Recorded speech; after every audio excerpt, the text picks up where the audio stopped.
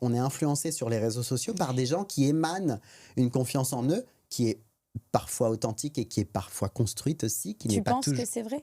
Je pense que tout le monde n'a pas confiance en soi tout le temps, mais qu'en fait, le jour où on n'a pas confiance en nous, c'est pas le jour où on appuie sur REC sur son téléphone. On le fait le jour où on se sent bien, et les jours où on se sent pas bien, moi, les jours où je me sens pas bien, je fais pas des stories, je raconte pas ma life, en fait. Mais je pense aussi que ce soit les haters ou ces vidéos qu'on voit tout le temps et Instagram qui adore nous montrer qu'il y a des gens qui sont vraiment mieux que nous, plus beaux que nous, un plus beau corps que nous et que c'est facile de faire du sport et de se réveiller le matin et qu'il suffit de prendre un verre d'eau citronnée pour être Gisèle Bunchen. Wow. Et on y croit, tu vois. Et je trouve que c'est pas facile, encore plus pour des personnes peut-être plus jeunes, plus vulnérables.